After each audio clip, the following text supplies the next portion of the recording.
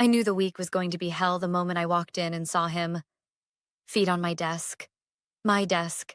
The ergonomic chair I'd picked after 3 back injuries. The monitor I'd calibrated down to the pixel. Even the mug that said world's okayest executive. All of it suddenly belonged to some 26-year-old kid with a trust fund haircut and an ego bigger than the balance sheet. He looked up from his phone, grin wide and lazy, like I'd just interrupted his photo shoot. "You must be Amy," he said. "Pop said you'd be cool with this." Cool with what exactly? Him parked in my chair like a dollar store king on his throne? And then, like the universe needed me to hate him faster, he raised his phone, angled it just right, and snapped a selfie. Caption already drafted. I saw the words flash across the screen before he hit post. Day 1. Finally took over this place. He tagged the company. He geotagged the office. He blasted it onto Instagram before I could even process the stupidity. That was the moment my stomach didn't drop. It calcified. Because I'd seen this movie before. 16 years in corporate trenches, you get familiar with every species of executive parasite. The empty suit, the buzzword visionary, the cousin shadowing the board. But this one? The CEO's son. Posting selfies in an acquisition window? That wasn't just arrogance. That was a nuclear misstep. Now, I know what you're thinking. Why didn't I lose it? Flip the desk? Demand he delete the post before it spread? Because I don't shout, I forward emails. And months ago, while everyone else was drunk on champagne from the Series D announcement, I was the one who stayed up till 3 a.m., reading the fine print of the acquisition packet. Clause 7, page 38. Buried under layers of boilerplate, so boring even legal had skimmed it. But not me. It read, "Any misrepresentation of authority, reputational harm, or breach of confidentiality by an employee or affiliated party may result in immediate contract termination at the buyer's discretion." It was written for this exact scenario. And the CEO's son, barefoot, smug, and already hashtagging his legacy, had just triggered it on record. I didn't even look at him. I walked straight past his sneakers into the copier room, pulled the acquisition binder I'd memorized months ago, and printed Clause 7 on neon highlighted paper. Then I slid it into an envelope with one sticky note on top. Clause 7 triggered. Attached? A screenshot of his post, time-stamped, geotagged, the caption glowing like a confession. I didn't CC the board. I didn't even CC my boss. I BCC'd everyone. And then I sent it straight to legal. By the time he realized I'd left the room, I was already packing a box. Not the dramatic kind. No slamming, no tears.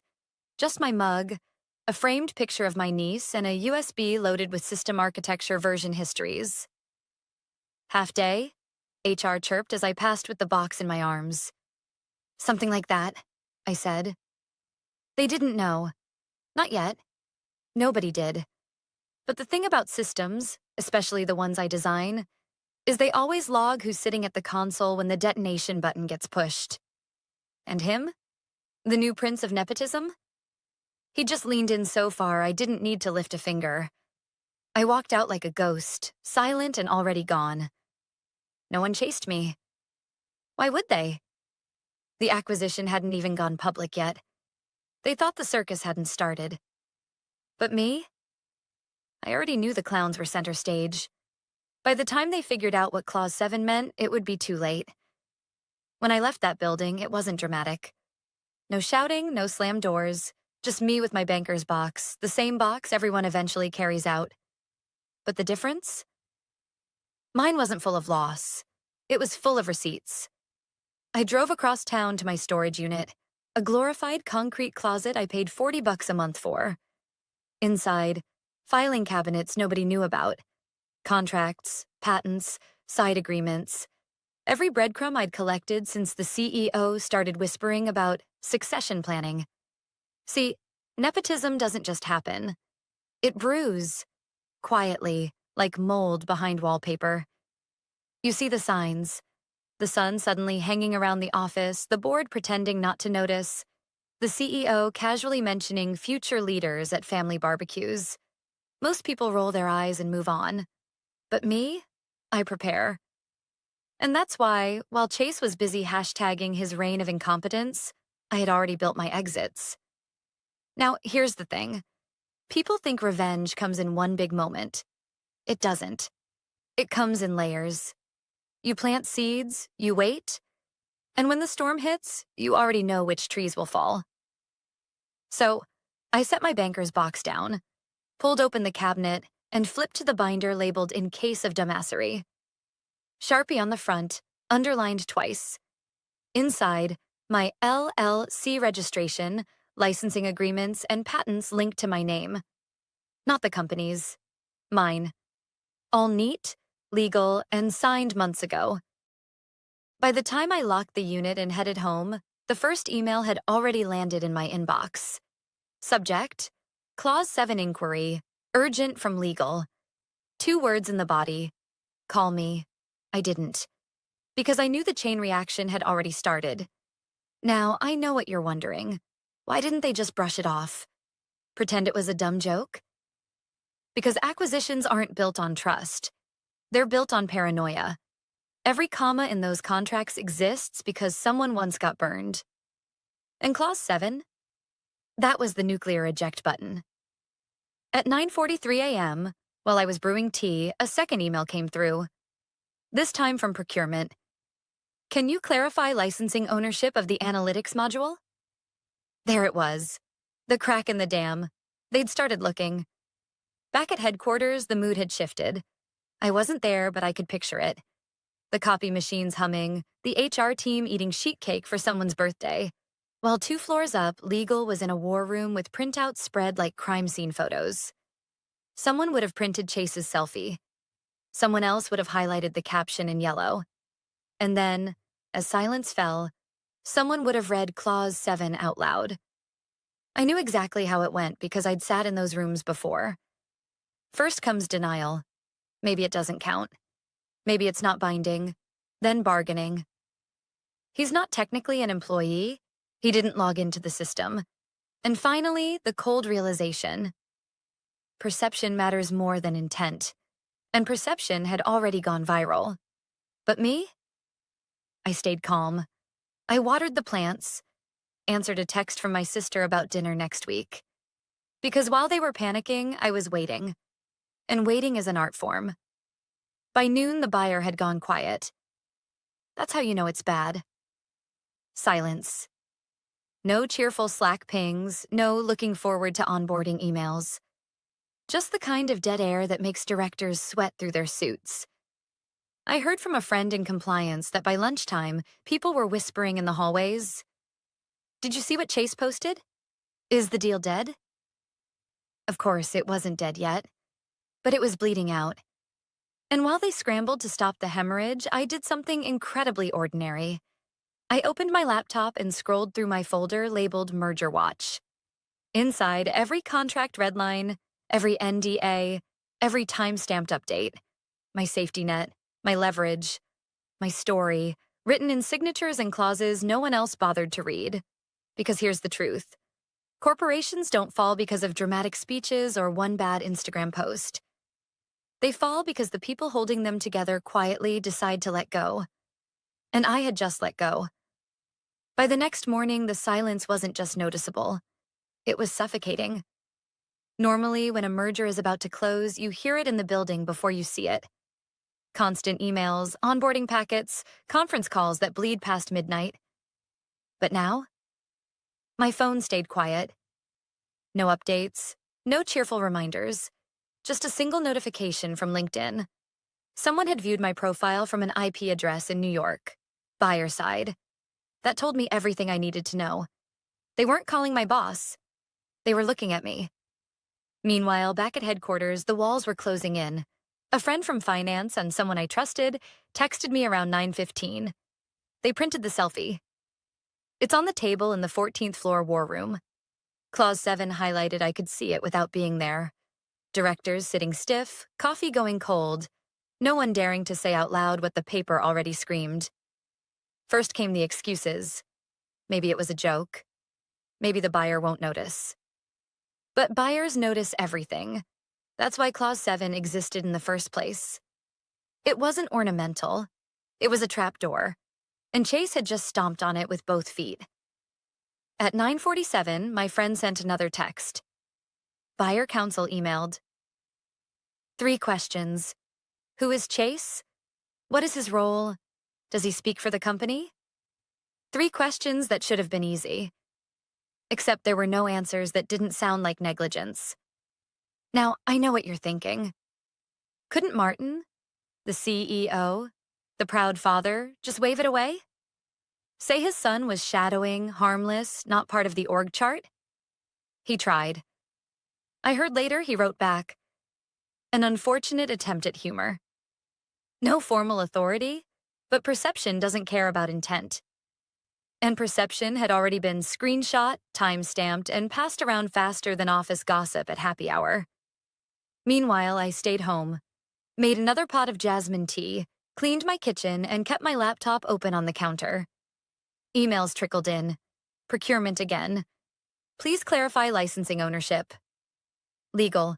Need confirmation on middleware rights. I didn't reply. Not yet. Because the truth was, they already knew the answer. They were just hoping I'd make it easier by handing them a loophole. Noon. That's when the buyer froze everything. Calls canceled. Shared Slack channel archived. Meeting invites disappeared mid-refresh. For anyone who's been through a merger, you know what that means. Death by silence. Inside the building, panic set in. Directors started forwarding Chase's post up the chain. Is this real? Why didn't we know about this? Where's Amy? And that last question, where's Amy, was the one they should have asked months ago. Because I was the backbone of the system, and they'd let me walk out without a sound. By 12:37, my friend texted again. Board demanding list of every system you touched. They're realizing they can't answer buyer questions without you. That was the crack widening into a canyon. Because the truth was simple. I hadn't just touched the systems. I was the systems. The architecture, the analytics, the vendor stack. All of it tied back to code I'd written, contracts I'd structured, licenses I controlled. But they hadn't noticed. Until now. At 1:15, another text. Board call at 4. They're not smiling. I leaned back in my chair, tea cooling in my hand, and let it wash over me. Because this wasn't rage. This wasn't panic. This was inevitability. The avalanche had started, and I wasn't under it. I was watching from a distance, safe, prepared, and very much in control. And the best part? They still thought they could contain it. By the time the clock struck 4, the boardroom might as well have been a bunker. 7 directors dialed in from across the country, cameras off, voices sharp. In the middle sat Martin Vance, CEO, father, and now unwilling chaperone of the mess his son had created. The infamous selfie was printed in triplicate on the table, Clause 7 highlighted in yellow like a warning flare. I wasn't there, but I didn't need to be. Friends inside fed me pieces afterward, and the story was always the same. The meeting was less strategy, more autopsy. Let's begin, Martin had said, trying for calm. We're not beginning anything, snapped Gloria Tran, head of risk oversight. We're cleaning up. The first item, Chase. His name was already poison. Within minutes, the board voted unanimously to ban him from all company premises, systems, and communications. No hesitation, not even from Martin. The irony wasn't lost on anyone. Less than 36 hours ago, Chase had been playing CEO from my chair. Now he didn't even have a badge. The second item was Martin himself. Mr. Vance, Gloria continued, voice flat as stone. Based on the material breach initiated under your leadership, we are recommending administrative leave effective immediately. Pending investigation, Martin tried to fight. Respectfully, I believe I'm being scapegoated. Cynthia Shaw, meticulous and unflinching, didn't even look up from her notes. You gave your unvetted son access to an executive office during an active acquisition. That's not scapegoating. That's negligence. They called a vote, 7 hands raised. Martin didn't raise his. By 4:09, he was out. And then came the question that mattered most. Where's Amy? Silence fell. Because that was the heart of the implosion. The buyer didn't care about Martin's ego. They cared about systems, contracts, ownership, all of which traced back to me. Procurement had already dug up my filings.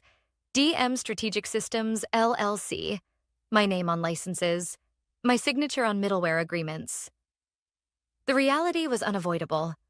The architecture didn't belong to them. It belonged to me. Martin had tried to bury that months ago, instructing ops to sanitize my documents before submission. But mergers are paperwork mountains, and somewhere along the line, someone missed a page. Page 14 of the appendix, plain as day. All middleware components supporting operational analytics and vendor harmonization shall be licensed through DM Strategic Systems, LLC, with exclusive rights for deployment, adaptation, and modification. There it was. Ordinary words, dull legal phrasing. But to the board, it was a landmine. Because the buyer had this version, they'd built their integration map on it, and now it was binding. One director muttered, "We can amend it, issue a revised plan." "You're not listening," Gloria cut in. "The buyer already has this plan. It's foundation. You can't rewrite history." Cynthia leaned forward. "And even if you could, Donna," she corrected herself, then said my name with deliberate precision. "Amy is the one with control, not us." That was the moment the truth settled. The company wasn't just bleeding a deal. They'd handed me the scalpel. After Martin's removal, the lawyers flipped through the binder, sweat spotting the pages. "Technically," one paralegal said, "we don't own the middleware layer." "We license it," Martin, still sitting pale and silent, tried one last defense. "Then cancel the license." But even that had been covered. The survivability clause. My survivability clause. It stated that even if the merger collapsed, license terms remained enforceable. Revocation required mutual consent. Mine. At that point, the room went quiet. Not the awkward kind, but the heavy kind, when everyone knows the game is over, but no one wants to be the first to say it. Finally, Harold Kessler, oldest and meanest of the directors, broke the silence. "We need to contact Amy." And just like that, the woman they'd ignored, dismissed, and quietly replaced with the CEO's son became the only name that mattered.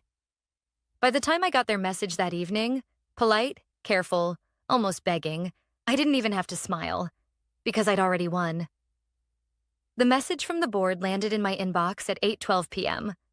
Subject: request for clarification and re-engagement. The tone was formal, clinical, but underneath it was desperation. They wanted me back, not as an employee, not as staff. They wanted me to save them.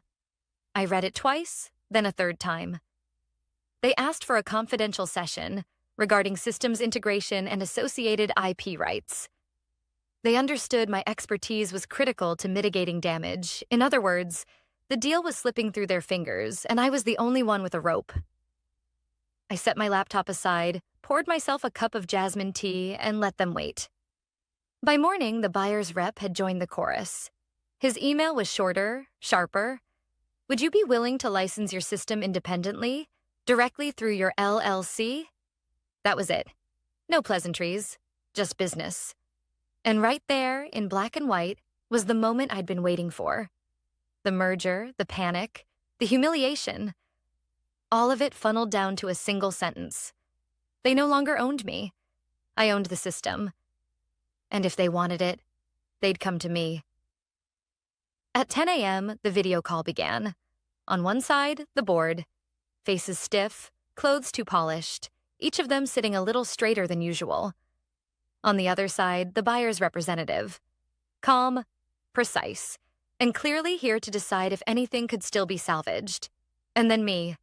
No boardroom, no corner office.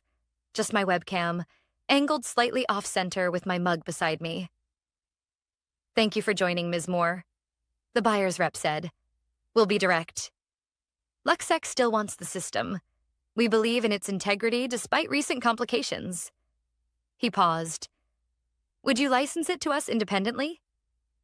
I didn't flinch, didn't smile, just said, yes. The board exhaled, relief flooding their faces. Too soon. Triple the original rate, I added. The silence that followed was almost comical. Someone on the board unmuted, about to argue, but the buyer's rep raised a hand. He wasn't surprised. He expected it. And one more thing, I said. I want a seat on the board. Full voting rights, or no deal. The air froze. You could almost hear the directors choking on their pride. But pride doesn't pay for acquisitions, and survival was all they had left. Finally, Harold Kessler muttered, "Motion to approve." "Seconded," Gloria said, eyes steady. "Confirmed," Cynthia added, her voice clipped. No one objected. Not now. Not after everything. The buyer's rep nodded once. Then we're aligned. I didn't thank them, didn't smirk. I simply clicked leave meeting. That was all. By the afternoon, Martin's termination had been finalized. The press release said he was pursuing new opportunities. Internally, everyone knew the truth. His son had pulled the pin, and I had walked away holding the detonator. As for me, I didn't return as an employee. I didn't want the catered lunches or the parking space or the office with a view. I wanted ownership, control, the thing they had taken for granted until it was too late. And now, I had it. That evening, I sat on my porch, storm clouds rolling over the fields, tea cooling in my hand. My inbox buzzed, requests from firms that had once passed me over for flashier names. Subject lines like urgent, integration help needed, confidential consultation inquiry. I didn't smile. I didn't need to. Because here's the truth. Power doesn't always shout.